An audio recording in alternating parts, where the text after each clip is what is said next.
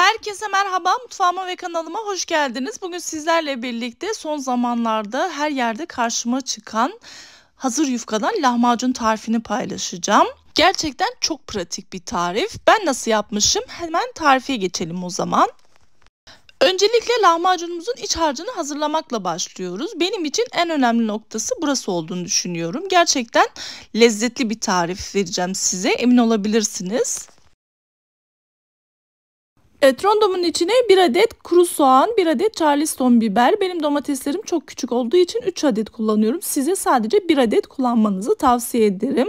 3 adet küçük diş sarımsak, 1 kap karabiberinin yarısını kullandım. Çünkü benimki gördüğünüz bayağı büyüktü.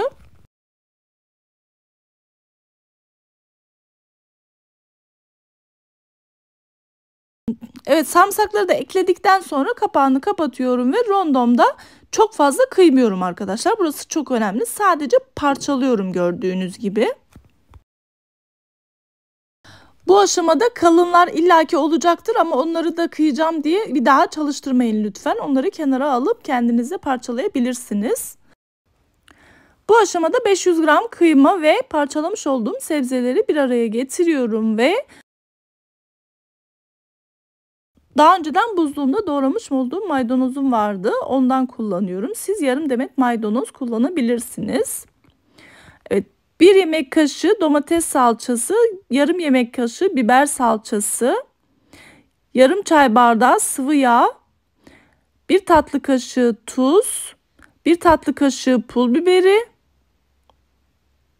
1 tatlı kaşığı toz kırmızı biber, 1 çay kaşığının yarısı kadar şeker ilave ettikten sonra elimle yoğurmaya başlıyorum. Bu arada bir hatırlatma yapmak istiyorum arkadaşlar. Eğer videomu beğenirseniz beğenmeyi ve bir sonraki videolarımdan haberdar olmak için bildirimleri açıp kanalıma ücretsiz abone olursanız çok mutlu olurum. Yorumlarınızı da çok merak ediyorum. Beni yorumsuz bırakmayın inşallah. Bir de beni diğer sosyal medya hesaplarımdan da takip etmek isterseniz eğer Rahma Baylan olarak aramanız yeterli olacaktır. Bir kıvamının bu şekilde olması gerekiyor. Çok sulu olmayacak kesinlikle.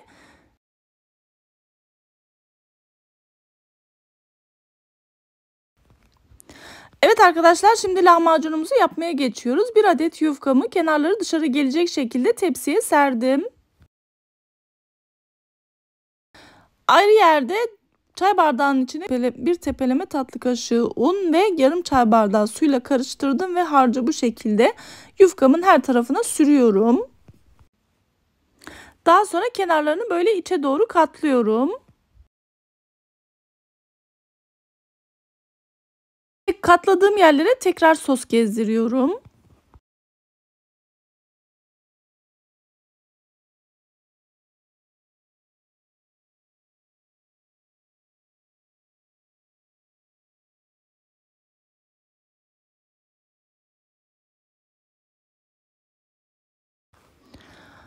Evet, şimdi kıyma harcımı eşit olarak köşelere bu şekilde dağıtıyorum ki sürülmesi kolay olsun.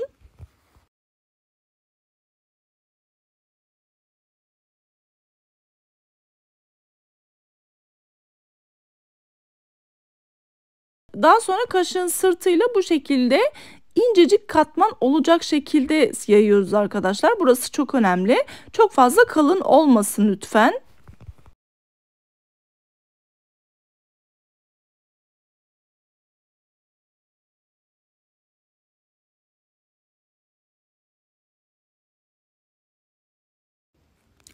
Evet, harcımı yufkamın üzerine bu şekilde sürdüm gördüğünüz gibi. Daha sonra olmazsa olmaz bu püf noktasından bahsediyorum arkadaşlar. Dondurulmuş tereyağını rendeyle lahmacunun her tarafına gezdiriyorum gördüğünüz gibi. Bu arada şunu hatırlatmak istiyorum. İç harcından bir tepsi daha çıktı. Bayağı bir bereketli oldu yani. Evet, tereyağını da rendeledikten sonra önceden ısıtmış olduğum 200 derecelik fırının orta katının bir tık üstüne koyuyorum ve önce üzerinin pişmesini sağlıyorum.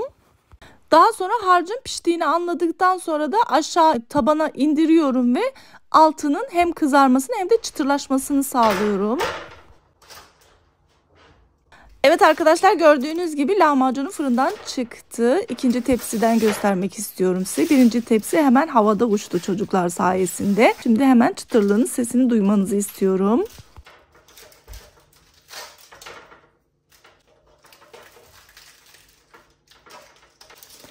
Hala çok sıcak olduğu için makasla kesiyorum. Bakar mısınız, makasla keserken bile böyle kıtır kıtır kesiyor. Evet, domates, soğan ve Charleston biberi bu şekilde dürüm yaparak göstermek istedim. Üzerine tabii olmazsa olmaz limon. Gerçekten ben bu kadarını beklemiyordum. Zaten iç harcı sayesinde orijinal bir lahmacun tadı kesinlikle geliyor. Emin olabilirsiniz. Yufkanın da o çıtırlığı yani inanılmaz lezzetli oldu. Eğer böyle kolay tarifler istiyorsanız, lahmacun açamam ben, uğraşamam derseniz kesinlikle çok güzel bir alternatif. Şiddetle tavsiye ediyorum ve çok da bereketli gördüğünüz gibi. Bir sonraki yeni ve farklı tariflerimde görüşmek üzere. Allah'a emanet olun. Hoşça kalın.